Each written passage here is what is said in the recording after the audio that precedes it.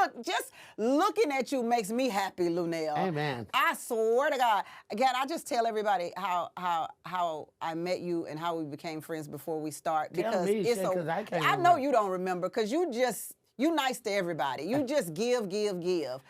One day I was on the radio, and I don't know if you called in to talk about a topic or whatever, but you said, I got these men over here giving me a massage and doing my toes. Yes. Come over here and get your massage and get Yeah. your toes Yeah. done. And I said, Luenell, stop lying. She was like, I'm not lying. Come get your toes done and get your massage. I said, well, I'm coming over there. You gave me your address. And I came over there, and we have been friends ever since. Yes, because that was manly hands. That was manly hands, and baby, them hands was the manly. I Yeah. walked into your house, honey, you had a man like on a your shoulders that's right. and a man on your feet. I was Right. like, Luenell, is this how you do it? It's called the Cleopatra experience. Yes, I do it as often as I can. Shoot. And I've also had like people like Rolanda and other friends of mine experienced them at my house as well. Matter of fact, when my daughter graduated high school, they had a little booth for the parents who had danced too long, their feet was hurting, so they was on my daughter's That's great. graduation That's good. and all kinds That's of a great things. idea. Yeah. So this show is called Happy because I'm kind of on a journey to find out what makes people happy and how they become happy, specifically after they've dealt with something traumatic in their lives. But before we get to that, I want to ask you, what's your mood today? It has varied throughout the day, but basically I'm pretty good today. The weather is okay. It's not raining or anything, and I'm back in Los Angeles. I haven't been here for a minute because I've been working so hard. And Yes, you have. spending some time with my kid, and that's always fun. And, So what word would describe your mood today? high, would that describe it? Like H-I-G-H? Yeah. Okay. We like high, baby. We like high. And Little what high. color would you describe yourself today? Well, I'm vibing off of the color of this room. I always like yellow because it does make me happy. And I was telling you, my kitchen has been recently remodeled, and it's like all sunflower curtains, sunflower rugs, sunflower dish towels, sunflower lining paper in the shelf lining paper. So you stay in a happy mode. I try to, because the other side is ugly. Ooh. I want to talk about the ugly side, but not the ugly side of you, Luenell. Oh, damn, I want to do okay. that. I want to talk about the worst moment that you ever had in your life. What do you think that would have been? Oh, I guess probably when my mother passed away. Probably then, because you leave your body. You leave your body when your mother passes away. You're doing the motions. You're moving around. You're taking care of business and stuff. But later you won't remember anything because you've left your body. You're in a remote control sort of state. Mm-hmm. And I think that was even more so than I choose to probably acknowledge. It's affecting me now. I think that was a terrible day. Do you remember the day? Yeah. My mother wasn't sick that I knew of or anything like that. I had a show at a place called Jeffrey's Inner Circle in Oakland, California, and I hadn't had my daughter. I wasn't pregnant with her yet. And I had talked to my mother that day about how her oxtail recipe, wanted to tell me step by step what she do to make oxtails, because she was really, really good cook. Tender, drop it, fall off the bone, oxtails. Pick up the bone and the meat fall off type thing. Because I like to suck it off myself, but if it falls off, that's okay. You know. And so then I went to I did the show. Mm-hmm. And then when I came home, this is back when your answer machine used to blink. Yep. And I was about to smoke some weed with my friend, and he said, "You got a message?" And I was like, "I'll check it tomorrow," whatever, because at that time, wasn't nobody really important calling me, so I was like, whatever. And so he said, "No, you should check it." So I checked it with my brother. My brother don't never call me. My sisters, we talk more than me. You know what I Right. mean? Yeah. Yeah. And so he had called me, and I didn't know what he wanted. And I called him back, and I asked him. He said it's about Eloise. And I'm like, well, what is it? What is she dead or something? And he said, yeah. And so that was the beginning of that journey. Oh my. Yeah. And then I was living in Oakland. They were in Stockton, so I didn't have a car, and I had to call this old guy I knew to drive me out to Stockton, which is like over an hour away. And I started drinking, and it was just it was a whole mess. Was it a whole mess the day you found out, or was it a whole mess timeline-wise for quite some time? It was a whole mess from the day I found out to a few months after that. Months. But you were, I guess, high or either halfway high when you found out. Did you come out of your high? No, I went deeper. Because I started drinking, like this can't be. When I did get up off the floor, Right. because I went down for a minute. And, you start drinking on the ride from Oakland to Stockton, see? Because, you don't know what you're about to hear, about to see, or whatever. And so, yeah, it was just a blur, a blur. But even through that, there's always comedy because some kind of way I, did the obituary and did all this stuff. And this friend of my mother's wanted to sing, and I don't know her like that, but you're my mom's friend. I've heard about Right. you. Okay, so you can sing. You're like, go ahead, do your thing. Okay, so I'm in the front. The casket is like as far away from me as you are. And I got my homegirls with me and all this kind of stuff, my sisters and shit. And so this bitch starts singing. Yeah. First, she can't sing. Second of all, she did the fucking, the remix of whatever the fuck gospel song she was singing. So she got about five verses in. I'm like this, but I'm laughing like this is some bullshit. When is this bitch gonna shut the fuck up?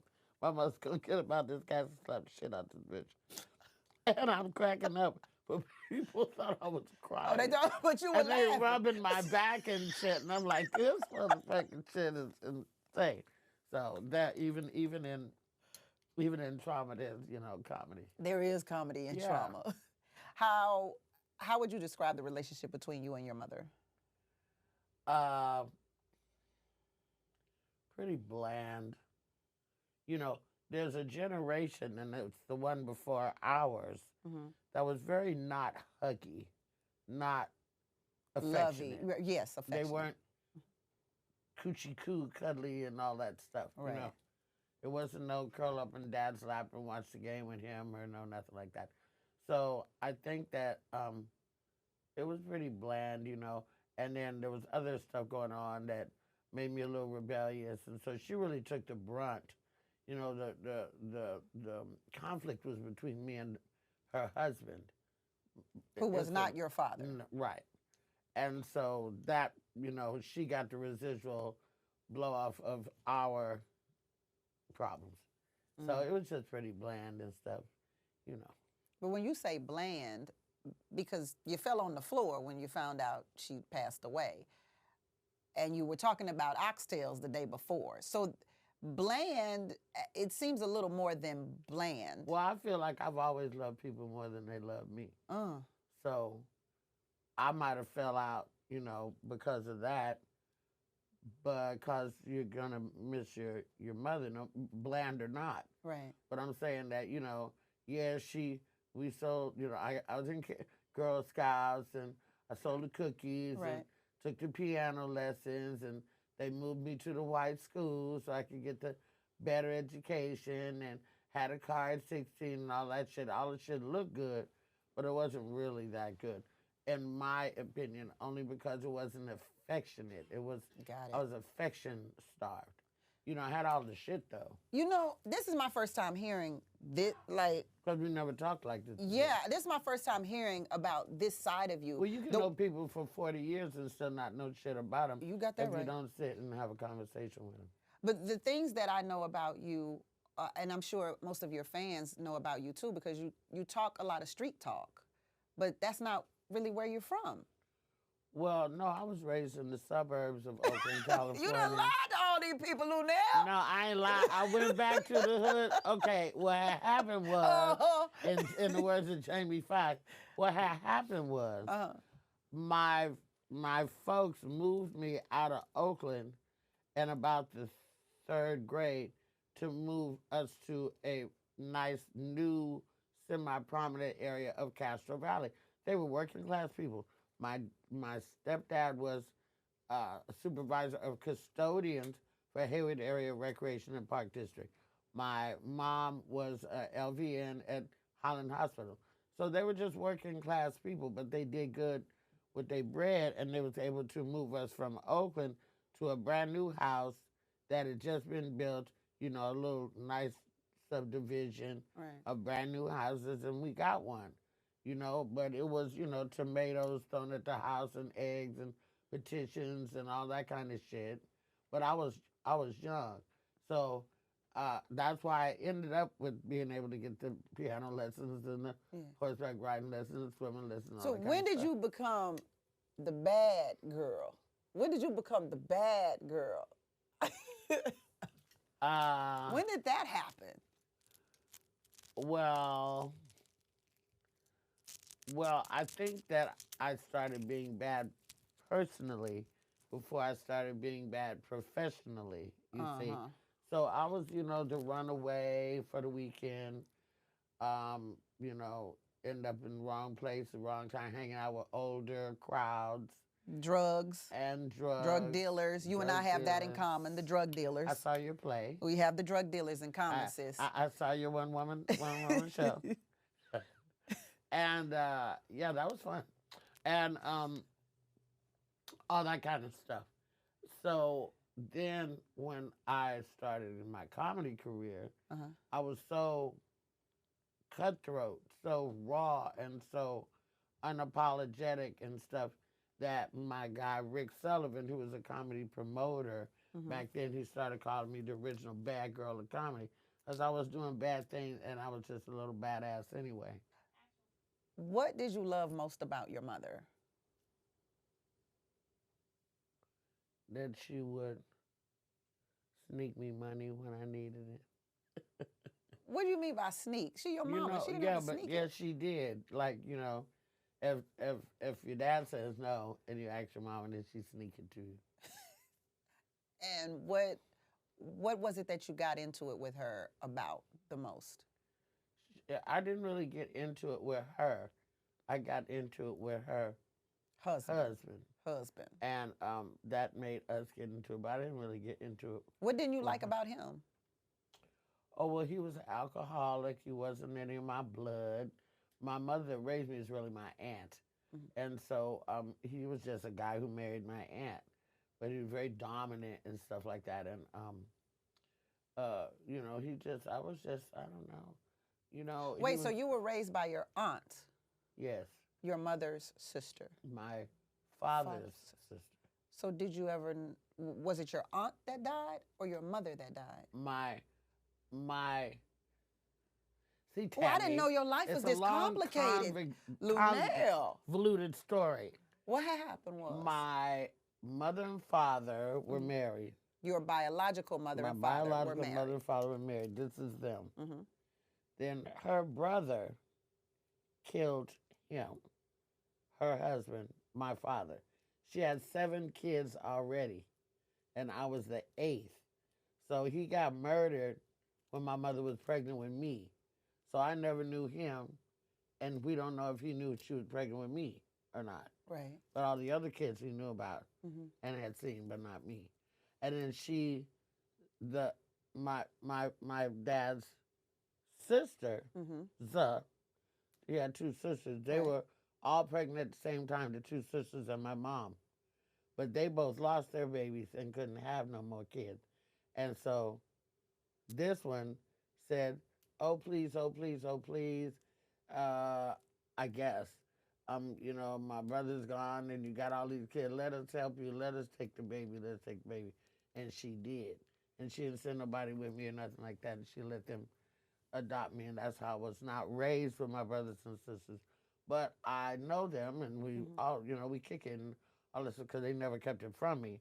I just wasn't raised with them, which of course created resentment. Of course. You go back to Arkansas with a full loaded suitcase full of fresh and clean little short sets and matching breasts and Coming from the sandals. suburbs. And then with suburban ass, and then they down there wearing hand-me-downs and shit like that. So there was that for a long time. What happened to your biological mother?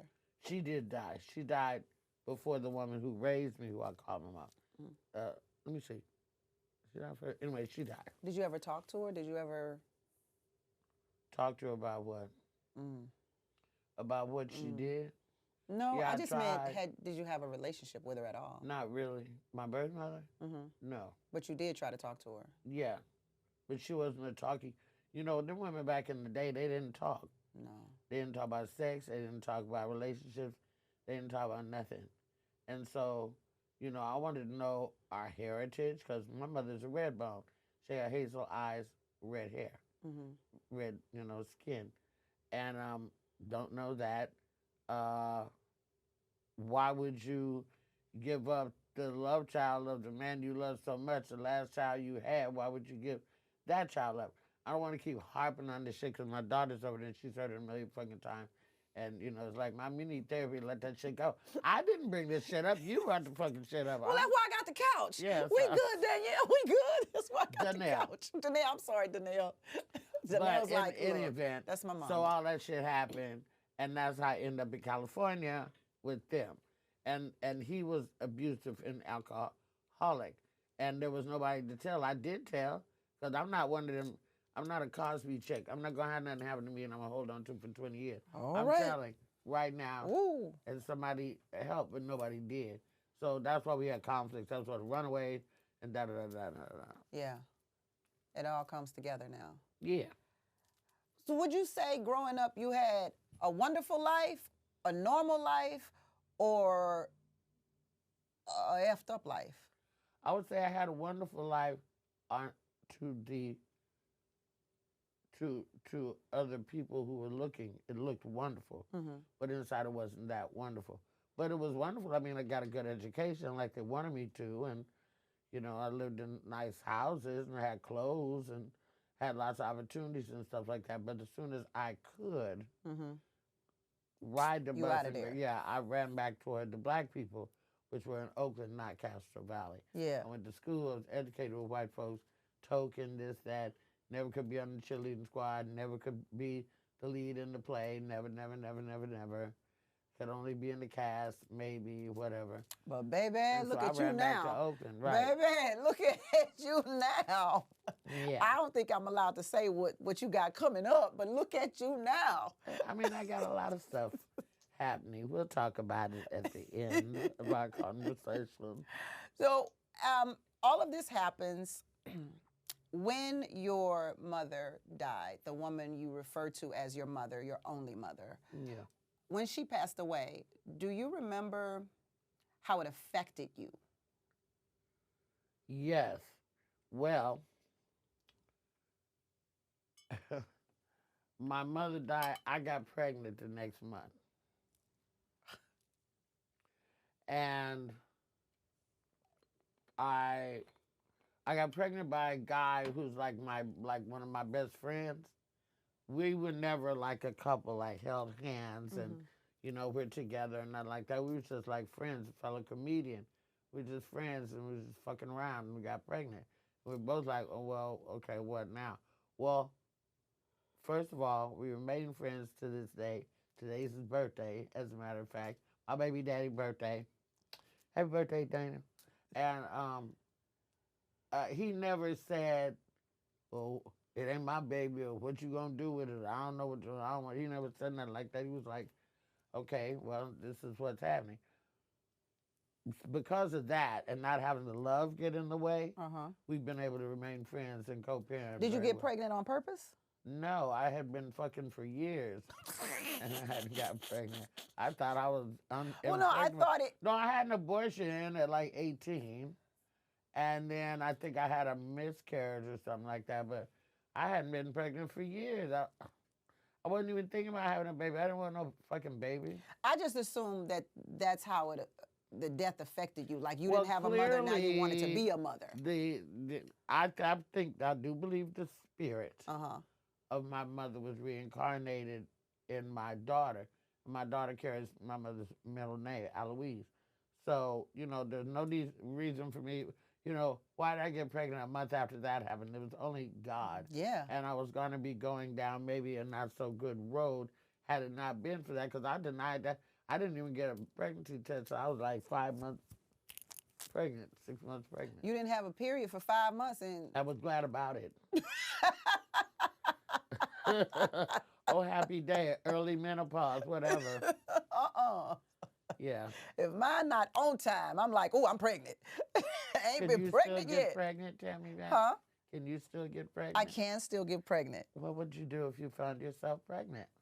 I would be happy. I would you? I would be happy. Would you? I would. I absolutely Oh my God. would be. Okay, well, let's see what we can do about that. Yeah, people. yeah. What do you think is different about you today than before Eloise passed? Well, I'm grown now. That was Uh-huh. 30 years ago, almost 30 years ago. How did it change who you are? That didn't really change. She changed it. When Your I daughter became, changed it. Yeah, when I realized, oh shit, if there's a baby in there, it's got to come out. When it comes out, I'm gonna be a mom or something like that. Fuck do I do? I don't know. I didn't even have. I didn't even have, like, nothing. I had 5 phone numbers in my wallet. I had about no diapers. I didn't have no bassinet. I didn't have a blanket. I didn't have no clothes. Then I got 5 people. Somebody called somebody or something. I don't know what's going on. And I was actually on a set like this when I went into labor. I didn't even know I was in labor. The director had to time me and said, "You're in labor." Then I went and had the baby. Well, when you were on set when you had your baby? Yes. Let me ask you this, though. I don't want to miss this. You said that you'd had a miscarriage before. You had an abortion before. Yeah. Why did you keep the baby this time? I was stuck. I was in mourning from my mom. I didn't believe it. I thought I would miscarry again. I wasn't doing anything to take care of and nurture a baby.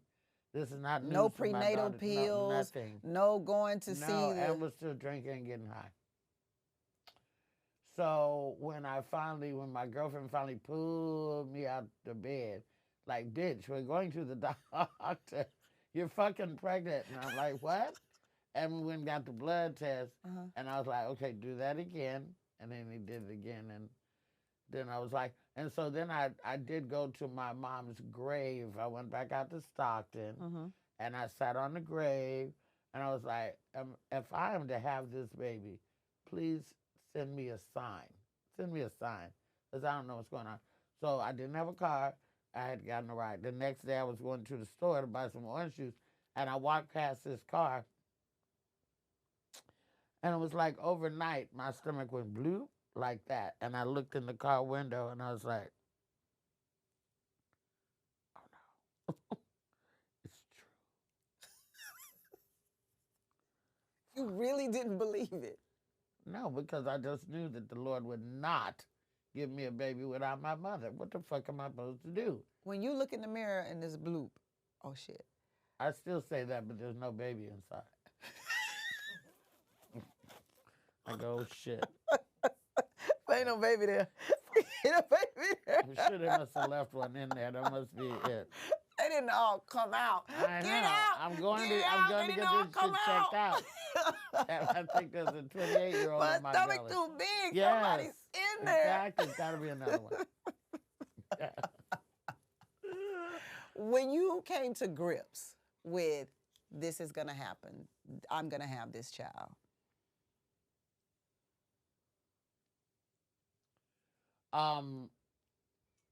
Okay, so I was on the set, so the director timed my Contractions. contractions. I'm like, my stomach hurts.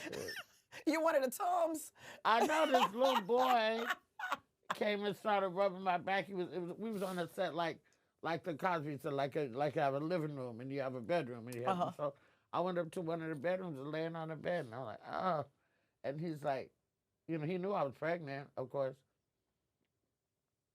And he said, you're having contractions. We're calling the ambulance. In between contractions, I'm talking shit. Farewell, I'm off to give birth. Farewell, farewell. Oh, like that. And so then I went to have the baby, and then her dad shows up, and some people show up because the 5 numbers. Remember my wallet? Mm-hmm. The director called the 5 numbers. So Ann and some other people came onto the hospital, and I don't know. They showed some papers at me. I signed them or whatever. I remember her dad peeking through the when you have the grate up on the side of the bed, Yeah. peeking through there and shit. And then I heard this voice say, no, I felt like, there was a sheet up.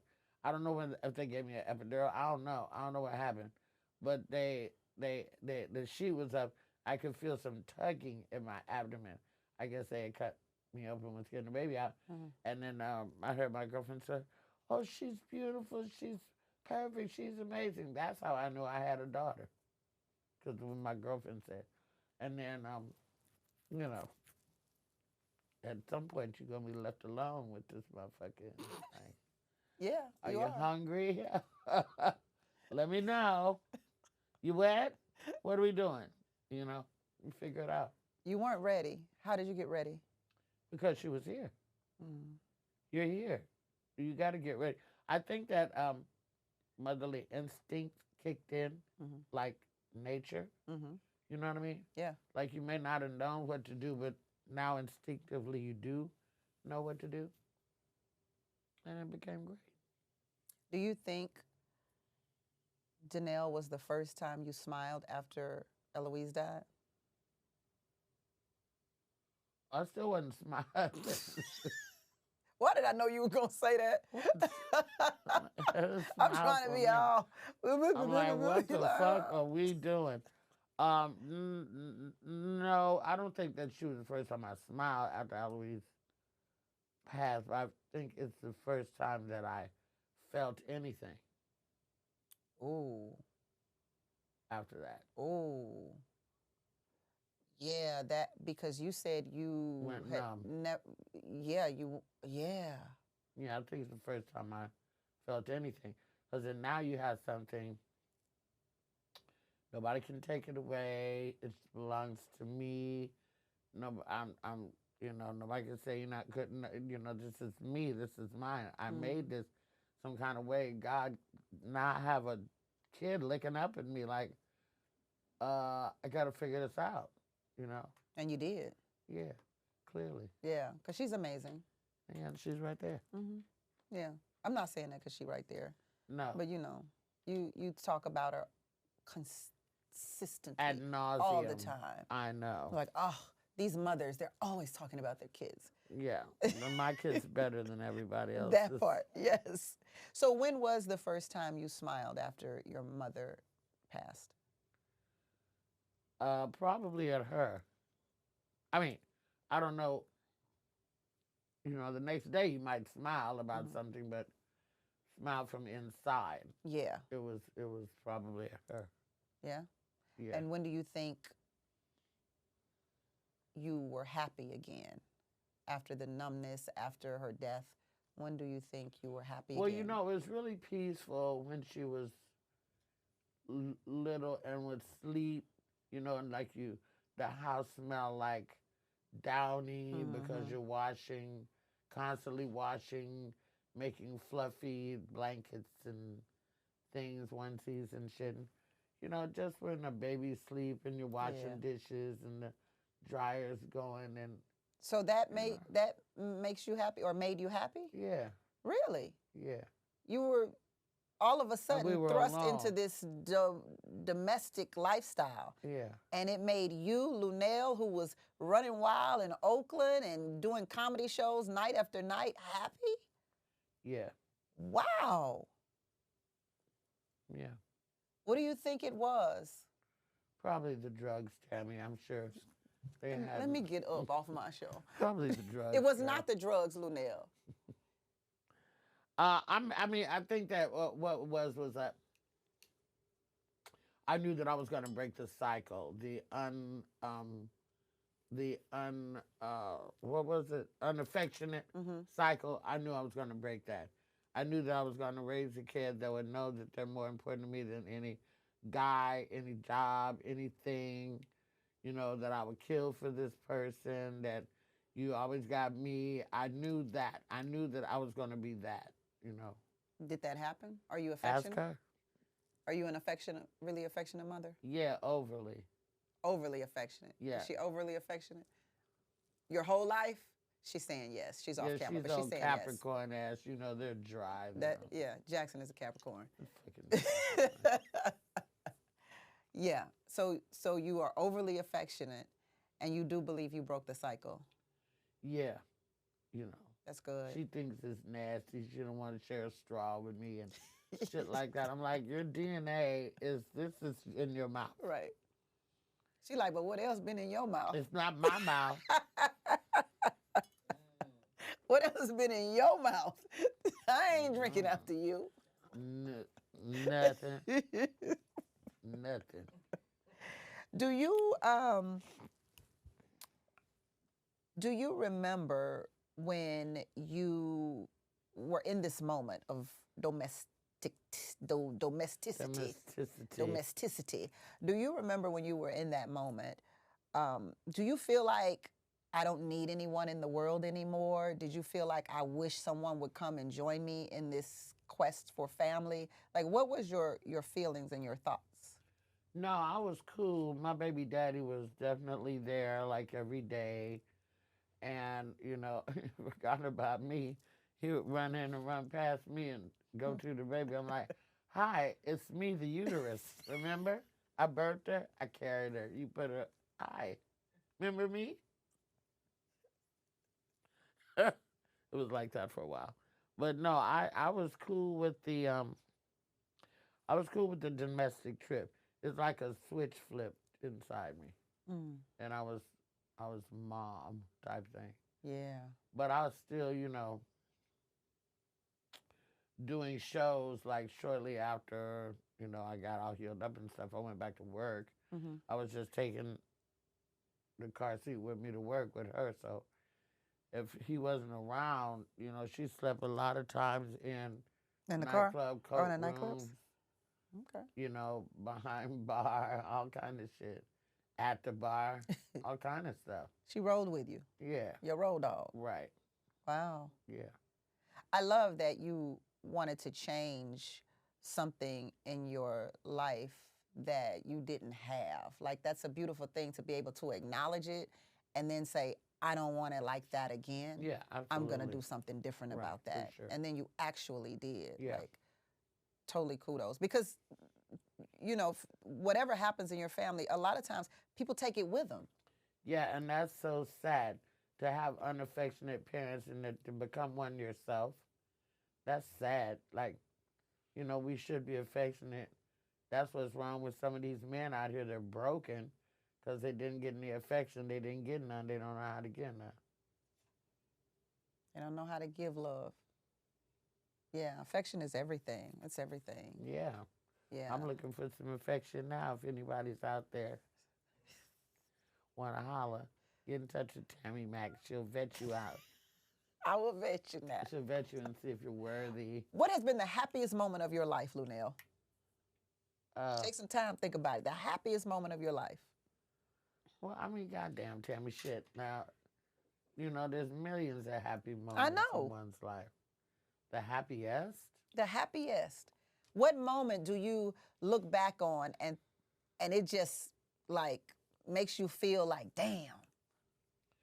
Probably when I sold out the Apollo by myself. I wasn't there with, Deal Hughley and et.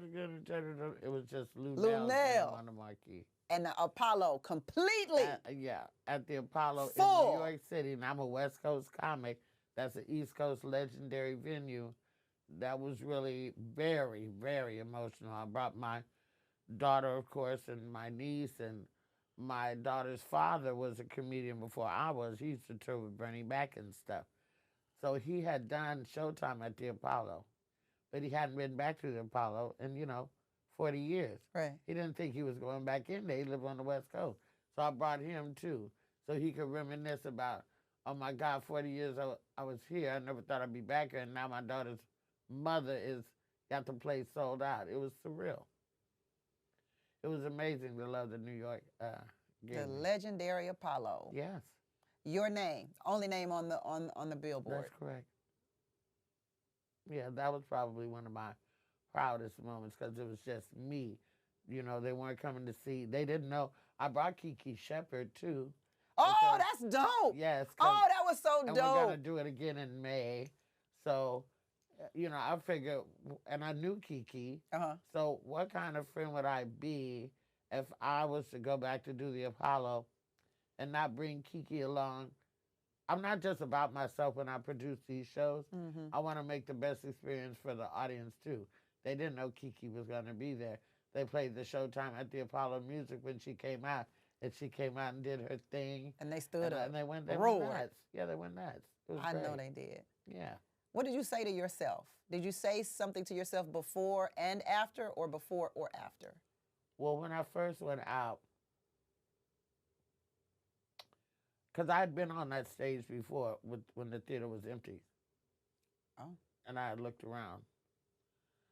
And I'd seen all my life legendary acts on the stage of the Apollo. Yep. All my life. And I got a tour there by the guy who was the curator there. I remember it was Christmas time. Yolanda Adams' band was on stage practicing because Yolanda Adams was going to do a concert there later that night. But he took me there, and I went all the way up to the top where the dressing rooms were to see how tight a walk it is to come down those steps to go on stage, because the backstage at the Apollo is not big. They have some new added shit, but backstage at the Apollo is not big. And I got to see all the autographs on the wall and stuff like this, because, you know, not only did the Supremes play there, you know, Wu-Tang played there, you know, it's everybody. It's legendary. Yeah, it's legendary. And then Bruno, my heart. Yo, baby, Bruno. My baby Bruno did a live from the Apollo concert that was amazing. It started outside on the marquee. They went inside and he had talked to people in the community and stuff like that. And so for me, the guy, Billy, who was, works at the Apollo, he was running around. He was so excited. He kept saying, "You're making history. You're making history." I'm like, "How am I making history? You know, I mean, thank God we're sold out, but what do you mean history?" Then I come to find out that there had not been another black female comic to sell out the Apollo on their own since 1968 when Moms Mabley did it. Wow. So there hadn't been another one until me. And, 1968. 1968. Moms Mabley. That's what they said right there. Moms Mabley. Wow. Yeah. And what did you say to yourself? I mean, when I got out there, it was overwhelming. And I had to turn around and just raise my arms to the ancestors. I'm going to send you the video. And I was like, I can't believe that I'm here standing on this stage alone with the raindrops of Martha Reeves and the Vandellas raining down on me, and the raindrops of the Four Tops and the Temps and the Tops raining down on me, the raindrops of Angela Bofield raining down on me, and I'm standing on the stage and I can't believe it. And that was a very, very emotional night, very proud night for me. That was a very, very happy night. Congratulations. And it was more than professional, it was personally a thing. Yeah, it had to be. Yeah. Oh man. Woo. What's the key to happiness for you? Well, right now, it's just waking up in my house. That is the key to happiness. I done lost so many people recently, and I love my new home in Las Vegas. So when I can wake up and realize, okay, I made it. I made it through the night, and I'm in my house, and I hear my waterfalls rolling, and I'm listening to the music that I want to listen to, and lighting candles and incense and shit around the house and opening my shutters. that really turns me on. What's the last thing you did to make somebody else happy? Paid for their funeral. Oh, how did that make them happy if they did? I'm sure they were happy because they broke-ass family didn't have the money to do it. What's your happy meal? Tacos. All that good cooking you do, and tacos is your happy meal? Yeah. But I mean, like, not my favorite, but you said happy. Yeah, I said happy. Tacos make me happy. Yeah, you're right. Happy Gumbo doesn't mean makes favorite. me happier. Yes. Okay. Which I already know your happy place. You just said it. In your house listening to your waterfalls. Or is it the stage?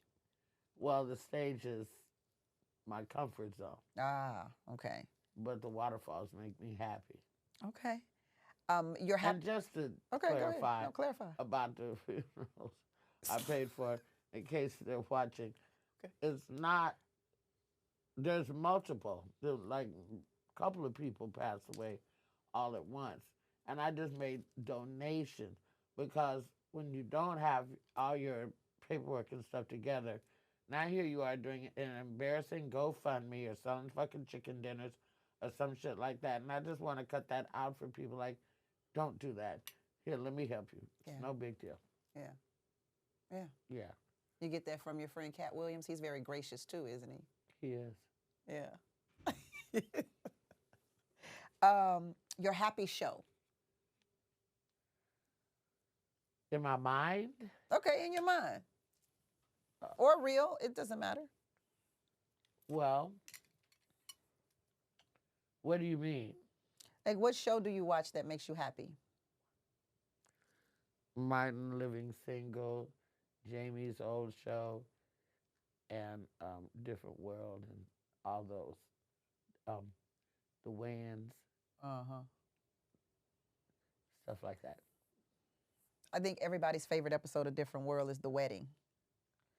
Baby, please. Yes, that was amazing. I saw it just recently. And then also Martin and Tisha's, Martin and Gina's wedding on Martin was great too. Brian McKnight. Performing, yes, singing on the beach. Yeah, and for that sure. was great. Then Overton and Sinclair's wedding was great. Okay, yeah. What is your happy song? Happy. For real? For real. Okay. I made my friend so fucking sick. Alex wanted to choke me out. He's one of my old security guards. I played Happy. Okay. I still do. If I'm pissed off, Happy can make me happy. Oh, okay. Because it's like a gospel song too, and you always find a new harmony. Yeah. And I'm one of the few people who have watched the entire 24-hour video. Yeah. And then I got attitude. Girl, I don't think I can ever sit down and watch that 24-hour video. Some people don't even know there's a 24-hour video to Happy. Yeah, it's 24 hours. It's crazy. It's hard to explain. And then I got jealous of the people who were in it that I knew. Because you're like, I should have been in it. Yes. Bevy Smith and fucking Jamie. And I'm like, well, goddamn. But I don't have no relationship with Pharrell like that. So how could he contact me unless somebody said, well, you know, you really ought to throw Luenell in there. Because she loves your song. I might get with this new AI, I might superimpose myself into That's a good thing. Nobody will know the difference. Because we ain't watched it no 24 hours. Well, I did. Thanks, Pharrell. Yep, I sure did.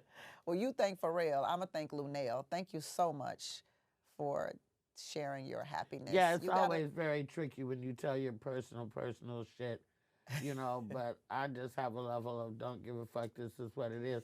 And then plus I'm talking to you, you know what I'm saying? So yeah, it's not my stilo to make people look bad, feel bad. That's not what I do. Right. And I would like to think that other people can learn from other people's stories. And also for me personally, Luenell, I went through a bout of depression during the pandemic. And I just did not know how to become happy again. And I would look at people who were happy going, how the hell are they happy? And so I thought, why not ask people that you know and people that you admire how they end up happy through I felt that way after the election. Uh, But You and ultimately, half the country. yeah, but you just got to just go on and mind your business and do whatever it is that keeps you out of jail, because what are we going to do? Yeah. And that whole political arena, um,